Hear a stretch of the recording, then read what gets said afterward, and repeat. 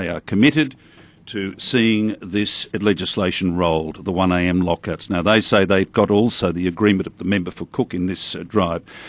Skip ahead to our deepening and widening project. That's the term we're using now because they use that more effectively in Townsville. They never mention dredging, no one ever says, oh, how dare you consider a project in Townsville. So we're now deepening and widening here in Cairns. But once again, I think it was Shane Knuth just it might have been last week, and I asked him for a similar commitment from the Cataboys, and would the member for Cook be supportive? He said, yes, the three of us have discussed this Sustainable Ports Bill. We realise it would be a death of 1,000 cuts for Cairns. Yes, we are going to vote it down unless there's an amendment. We will accept the amendment that would see Cairns retain its strategic port status.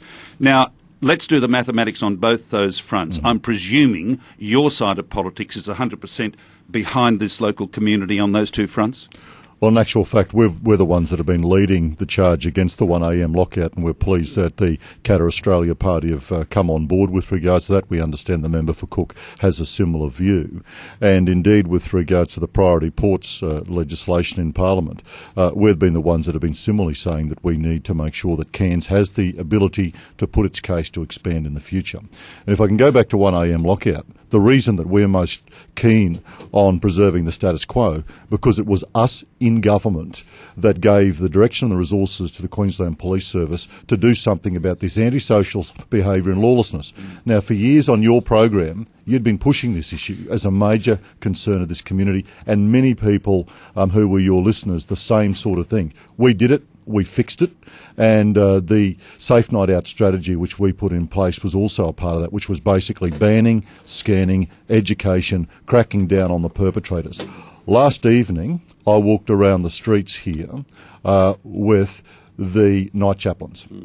Great, fantastic stuff. And also one of the local proprietors involved in the liquor accord. We went to a major establishment here, well organised, very, very well controlled. And the thing that stuck with me, Macca, was I spoke to a guy who had a little hole in the wall pizza shop. Yeah. And I'm not going to mention names. And I said, look, I had this discussion. I said, you happy for me to relay this? And I said, what have you noticed? He said, before we went on this journey, he would notice up to a dozen fights in a night. Wow. He said, hardly ever sees it now. Wow. So why would we break something that's working? Yeah. Why do you break something that's working? There's no evidence. I understand that Anastasia Palaszczuk will be in town later this week, I understand from reports, and my challenge to her is to walk around the streets, talk to people, get the facts, get away from this fiction, because the evidence at the moment is the streets are safer. That's the evidence. Jobs are being created. So you've got jobs, you've got a perfectly functioning tourism industry, all the backpackers overseas. People are having a great, safe time, and the only place where we can end up is where we were if you throw this out. So where's Robbie Pine, where's Craig Crawford, and where is Curtis Pitt on this, standing up for the area, particularly when something's working? I'm happy to talk more about the port if you want, but we're very passionate about this. Yeah, we'll get to the deepening and widening project shortly, because we've got to get to some of these callers. Now, if you'd like to talk with the opposition leader, Laurence Springborg, 1300 872 911 now.